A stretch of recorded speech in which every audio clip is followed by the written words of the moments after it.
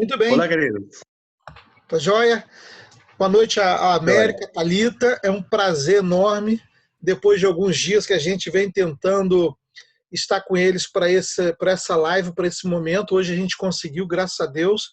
E eu quero dizer para vocês que é um prazer poder ter vocês aqui, justamente nesse período também que é a nossa campanha de missões estaduais, né? Minas Gerais é um estado muito grande, com muitos municípios ainda sem um trabalho evangélico, alguns sem nenhuma representação nem evangélica nem batista.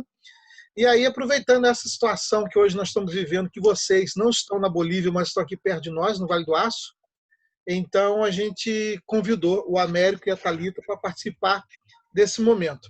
E aí a gente vai estar conversando com eles um pouquinho, de maneira a construirmos não só uma ideia de missões, mas também conhecer um pouco mais do trabalho do Américo e da Thalita, que trabalham na Bolívia. É Santa Cruz, não é a cidade que vocês trabalham? É o Santa nome? Cruz de la Sierra.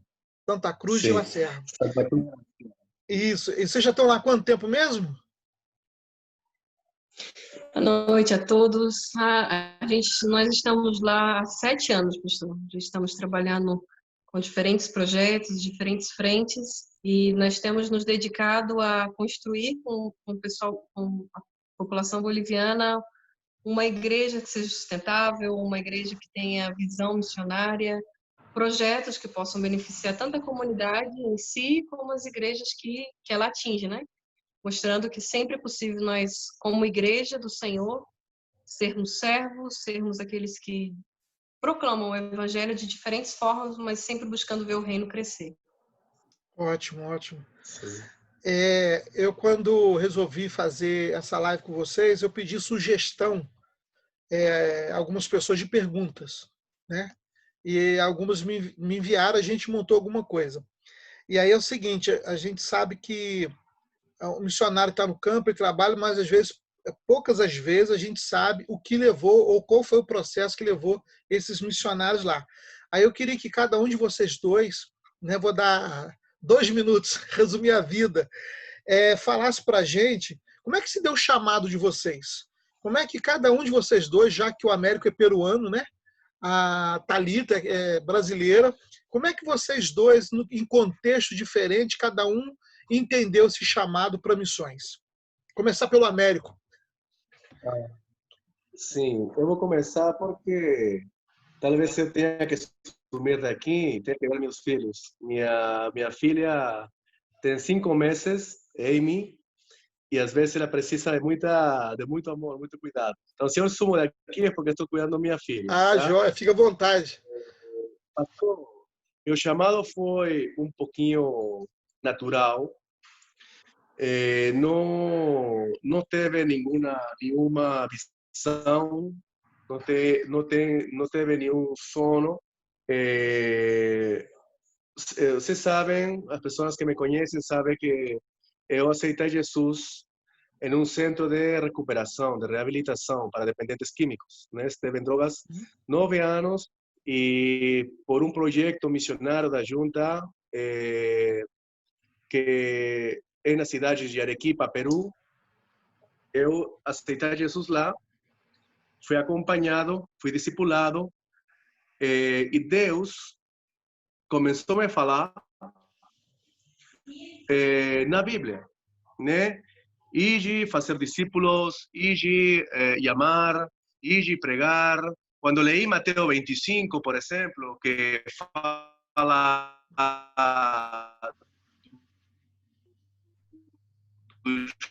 do juízo, né? Se fala assim, juízo das nações, que fala dos bodes e das ovelhas, eu fiquei muito impactado com esses versículos. E eu sei que Deus se revelou na Bíblia, né, na minha vida.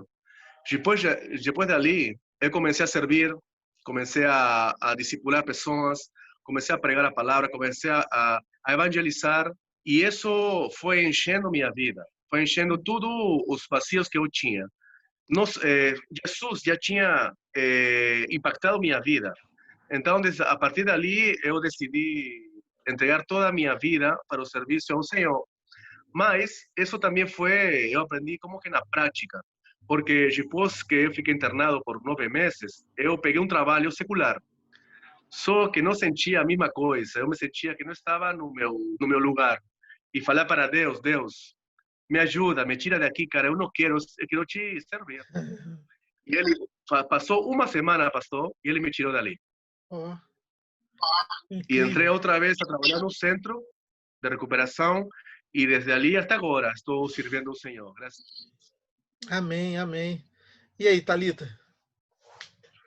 O meu, eu conheci, o meu chamado, ele foi um largo processo. Foi diferente do Américo, porque o Américo, ele, desde o momento em que ele aceitou Jesus, ele entendeu esse chamado. Eu não. Eu cresci na igreja, eu nasci na igreja, e eu sempre escutei sobre missões, eu sempre escutei que Jesus, ele salva, que nós temos que pregar o evangelho e tudo isso.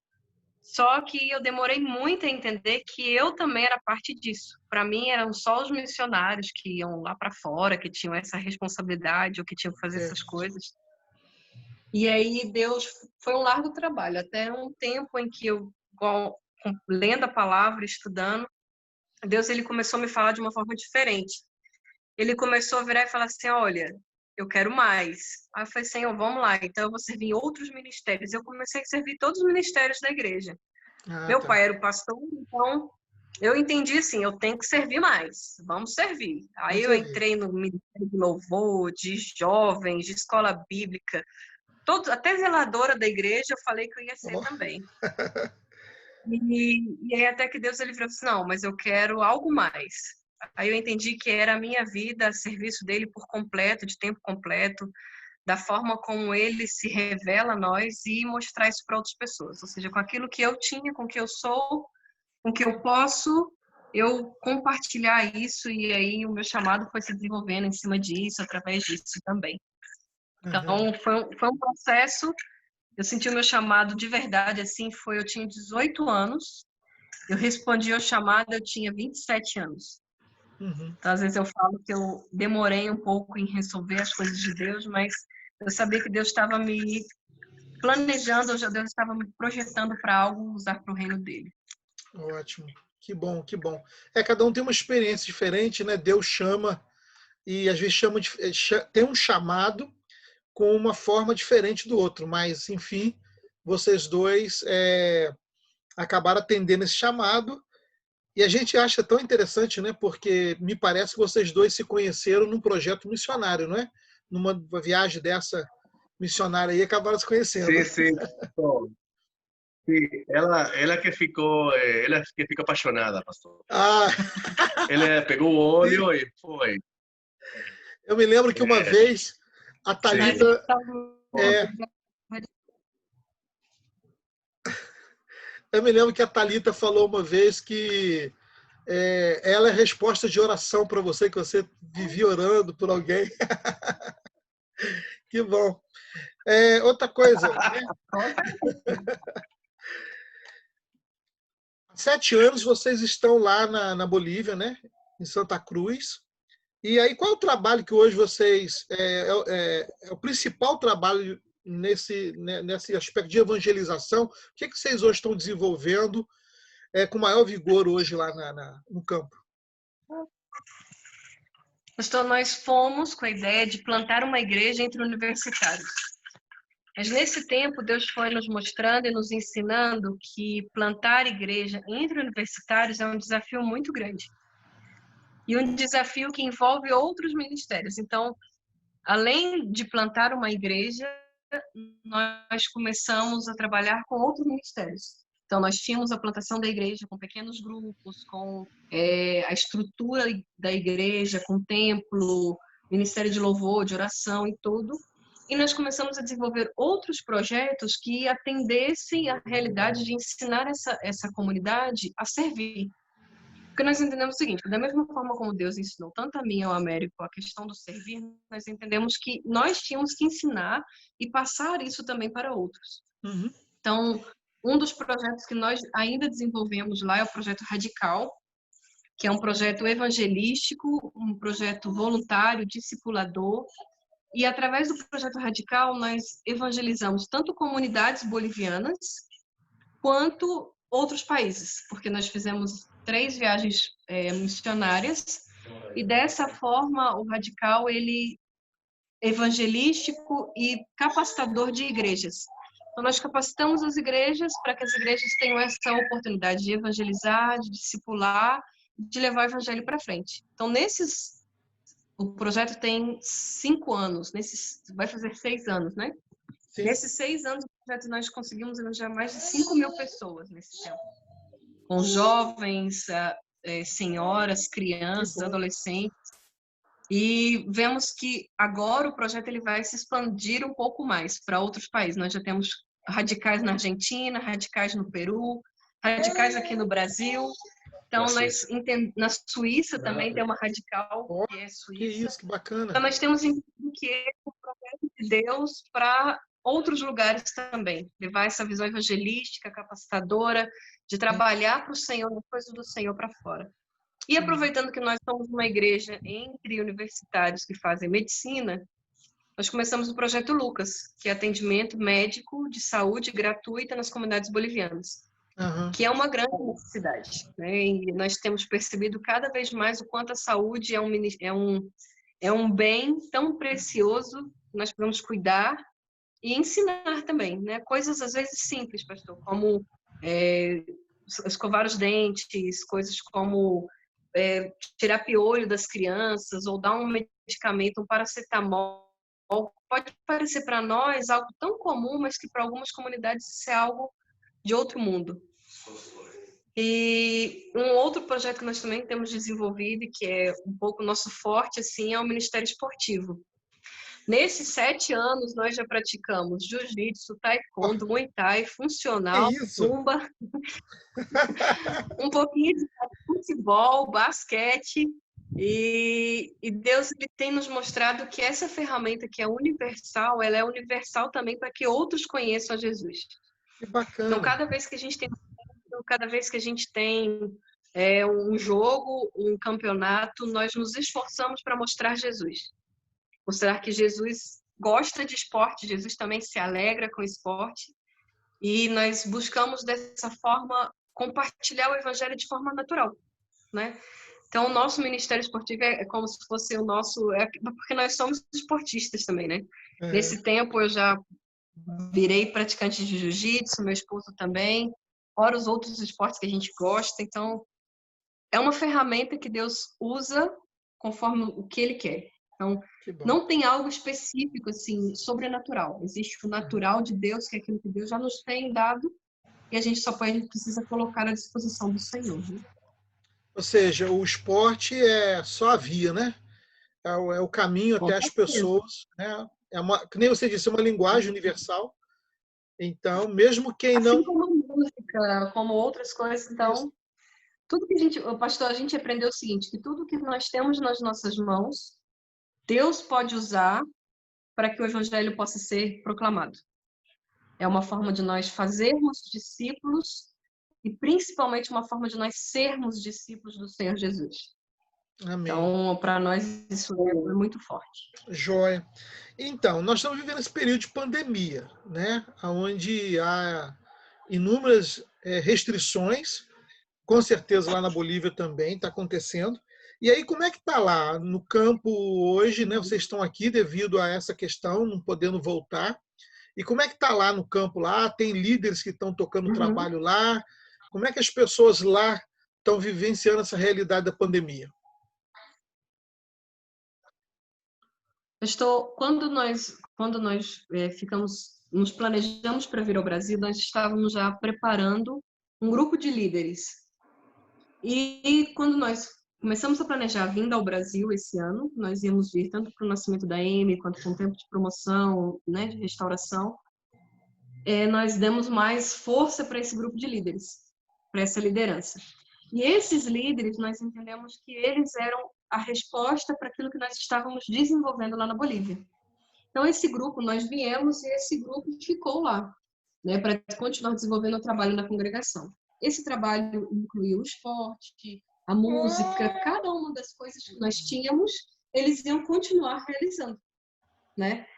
Com a pandemia, o fechamento das igrejas, todas as restrições, nós vivemos um tempo em que nós começamos a ficar como todos uma maioria das igrejas a ter os cultos online, a Sim. fazer discipulados online. A gente chegou até a fazer treino online, pastor. Nós fizemos uma campanha evangelística online também.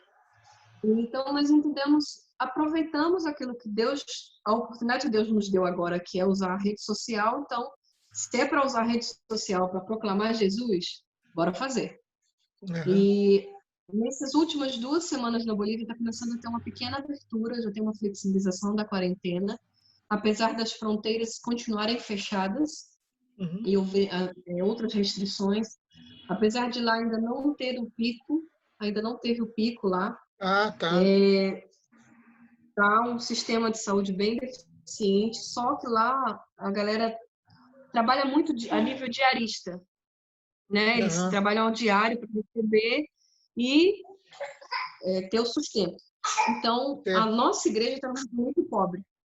Então, nas últimas 3 semanas, nós começamos a oferecer almoço somente para as crianças, porque é aquilo que nós temos nas nossas mãos e conseguimos realizar nesse momento. Então, nós começamos a oferecer 30 pratos todos os dias na hora do almoço para crianças. Então, era um prato simples, mais uma fruta, tentando levar também a questão da saúde, que é algo que nós defendemos. E já estamos na 3ª semana com esse desafio. Alguns irmãos, a própria igreja, a própria congregação tem se mobilizado, contato com amigos, com parentes, né? O grupo de líderes, por exemplo, eles compartilharam com seus parentes e os parentes estão ajudando. Outras igrejas nos doaram algumas cestas básicas, então, mas a igreja lá continua viva, mesmo impossibilitado de fazer os cultos, os almoços estão sendo uma forma. E hoje nós estamos atendendo 45 crianças dessa forma e cremos que Deus vai continuar sustentando. Amém. Amém. O importante é isso, né? É sinal de um bom trabalho, porque vocês treinaram líderes e nessa circunstância eles continuam, né, com o trabalho lá. Isso é um bom sinal que compreenderam a situação. E eu acho que o objetivo é isso mesmo, né? Além da gente evangelizar, a gente treina pessoas para dar continuidade à obra do ministério, né? Capacita-os para a obra do ministério. Muito bom. E aí, ainda falando de pandemia, a grande questão que se fala muito hoje é como a igreja vai ser depois dessa pandemia, como o mundo vai ser depois dessa pandemia, porque ela mudou muita coisa na vida da gente, nas nossas rotinas e tudo mais. E aí eu queria fazer essa pergunta baseada na experiência que vocês têm como missionários, né? Já há muito tempo, foram em outros países, viajaram em outros países. Como é que vocês veem, como é que vai ser o impacto dessa pandemia na obra missionária? Dá para ter uma ideia? Desde agora, vocês têm recebido informações sobre isso da junta? Como é que vai ser isso? Toda dificuldade é uma porta para pregar o evangelho. Toda pandemia, todo vírus, toda enfermidade é uma porta para abençoar as pessoas. Sim. Então, agora, as redes sociais, temos que aproveitar muito, né? Porque não se sabe quando que vamos. Por exemplo, aqui não está tão marcado como em outros países. Aqui dá para saber de que aqui 2 meses, 3 meses vão começar cultos. Eu estou morando aqui em Cabo Grande e já começaram os cultos presenciais, né? Em outros países ainda não se sabe, talvez seja 5, 6, 7 meses, 8 meses, talvez seja todo ano que a gente não vai poder fazer um culto presencial. Então, eu acho que nós vamos para os antigos cristãos, os primeiros convertidos, né, que iam para as casas e faziam os cultos, partiam o pão com sencillez de coração, gentileza se fala, né? Simplicidade de coração, tomar mais cafezinho nas casas, discipular pessoa por pessoa. E o que estamos abençoando nesse tempo, pastor, nós já estamos aproveitando o tempo em discipulado. Por exemplo, Deus colocou uma estratégia em nossa mente, em nosso coração, pelas redes sociais, que se chama red, não? Red em português seria rede, não? Em espanhol é red de experiências. Então, o que é essa rede de experiência? Qualquer pessoa pode entrar nessa rede de experiência. Qualquer pessoa, de qualquer país, de diferentes países, podem entrar nessa rede de experiência. A gente coloca a rede de experiência para que as pessoas possam entrar para fazer amigos, amizades. Então, a pessoa não curiosa entra e se encontra com uma série de pessoas de África, de Argentina, do Peru, do Brasil, de diferentes da Suíça, que estão sendo parte do grupo, de um grupo pequeno, multiplicador, se pode colocar assim, e faz amizade e com o intuito de aprender a Bíblia. Então, isso está dando muito resultado. A pessoa está perguntando, a pessoa está aceitando Jesus. Tem um rapaz que se chama Wagner, que a gente ganhou pelo Jiu-Jitsu para o reino, que ele está querendo se batizar. Então, nós estamos vendo como que vamos poder batizar ele nesse tempo. Ele está lá na Bolívia, então a gente vai ter que arrumar um jeito para poder batizar ele. E assim, outras pessoas estão conhecendo a palavra do Senhor e fazendo amizades. Entendeu? Está bem, as quatro paredes fazem parte, o templo faz parte, mas os primeiros cristãos iam todos os dias ao templo, mas partiam um pão nas casas. Eu acho que as igrejas que estão trabalhando em grupos pequenos, se importando por uma pessoa, acho que está sendo abençoada nesse tempo. E nós vamos seguir aproveitando essa estratégia para o resto do ano. O próximo ano não se sabe o que vai acontecer. A gente vai aproveitar também em capacitações para nossa liderança. Nós queremos ter uma liderança. Lá na Bolívia já tem. Lá na Argentina, lá no Peru, aqui no Brasil e lá... esses países. Por enquanto, a gente já tem um pessoal sendo capacitado lá. Para que eles façam a mesma rede de experiências e também capacitem outras pessoas. Ótimo, ótimo. Que bom. Ou seja, a circunstância da pandemia, ela não pode ser um elemento de paralisação, mas pelo contrário, de provocar, né, novas ideias, né, mudanças e manter a criatividade e o alcance, né? Isso é muito bom. E aí, indo de carona a essa pergunta, eu queria inserir a nossa última pergunta, de uma certa forma, para a gente fechar. E aí, diante desse cenário novo aí que nós estamos tendo, o que vocês diriam às igrejas? Como elas deveriam de se portar em relação a missões? Como elas ainda deveriam de continuar dando esse apoio ao missionário? Pois a gente sabe que vocês que estão na linha de frente nos representam, né? Eu costumo dizer aqui na igreja que se eu não tenho um chamado específico para missões, isso não quer dizer que eu não tenha responsabilidade com missões. Na verdade, nós temos, né? Somos um corpo. Então, como o Espírito de Deus deu dons à igreja, e chamou uns para ser missionários, outros pastores, outros mestres, outros área de ensino e assim vai. E qual é a palavra que vocês diriam para a igreja hoje, diante desse desafio mundial, onde nós fomos colocados em restrição, mas a obra missionária não pode passar? Qual é a palavra que vocês nos dariam para que a gente continuasse sendo a igreja missionária? Pastor, nossa fé está sendo provada com todos os cristãos, com nossas igrejas também. Todo isso aqui está sendo uma prova do Senhor para ver se a gente está sabendo a Bíblia ou não. Mas também nós, como ministros, estamos sendo evaluados para ver se estamos ensinando a Bíblia direito, né? Por quê? Por exemplo, se fecha o templo e não se podem fazer mais cultos, o que vai acontecer? Muitas igrejas vão fechar. Muitas pessoas vão deixar de dízimar e ofrendar. Mas a igreja não só é o templo. A igreja somos nós, né? Nós temos que aproveitar essa estratégia para nós poder ensinar os ensinamentos bíblicos, né? Que nós precisamos de ofrendar e dízimar para nós poder crescer espiritualmente, para nós poder levar o evangelho para todo mundo. Mesmo o templo fechado.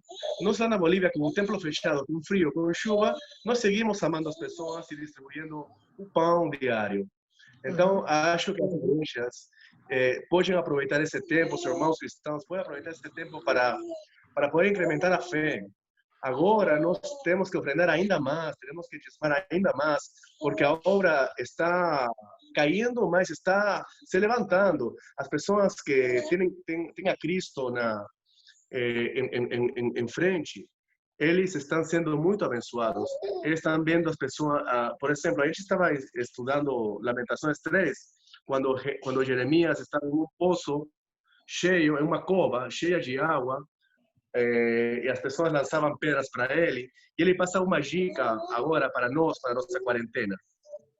Ele colocava na mente as coisas que davam esperança, as coisas positivas. E ele começava a se examinar, e ele começava a saber de que as misericórdias do Senhor não têm fim. Eu acho que é um bom tempo para que as igrejas possam contribuir ainda mais. Amém, E amém. a gente entende, pastor, que a igreja é a resposta. A igreja é parte da resposta para essa pandemia. Se nós, por causa das dificuldades ou das obstáculos, nós retrocedermos, nós vamos estar duvidando daquilo que Deus tem para fazer através das nossas vidas. Como eu coloquei anteriormente, tudo que nós temos e que nós somos é bênção do Senhor, é dádiva do Senhor, e nós temos que usar para que o evangelho continue se espalhando. Mateus 24 fala que Jesus só vai voltar quando todos tiverem a oportunidade de escutar sobre o amor dele. No nosso mundo, se aqui em Minas ainda nós temos muitos municípios que não têm Jesus, no mundo faltam 2,5 bilhões de pessoas.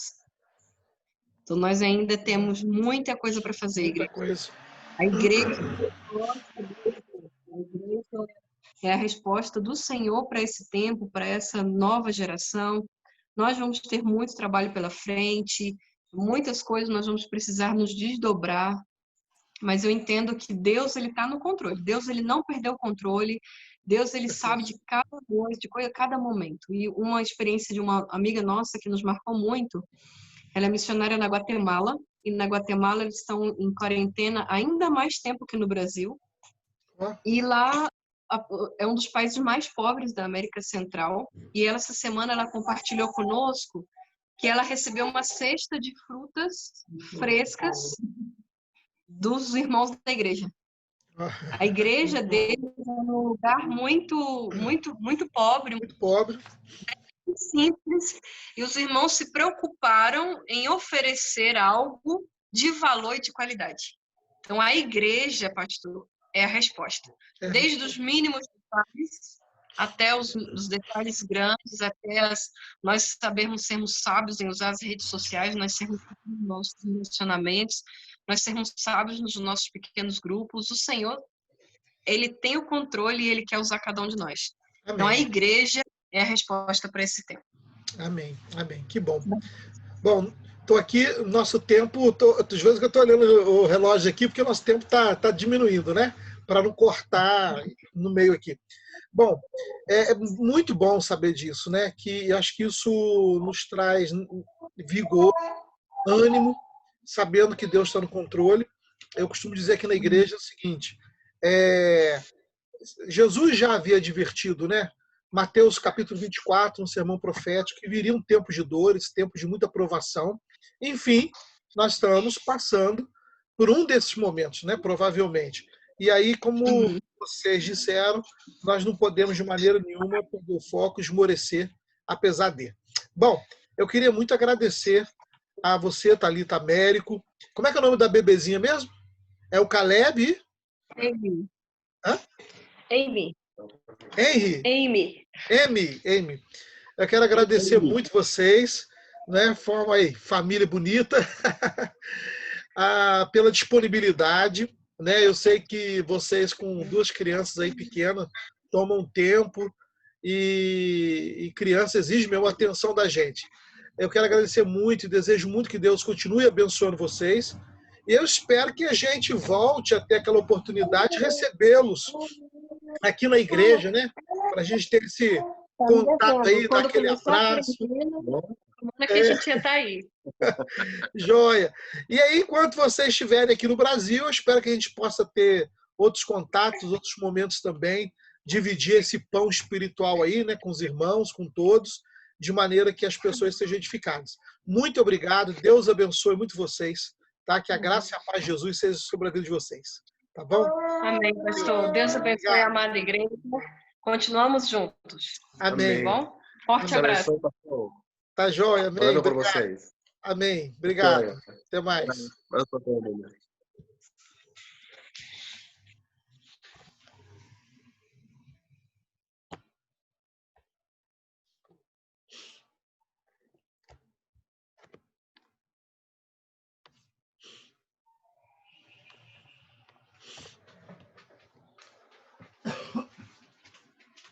Túlio, dá uma cheiradinha rapidinho.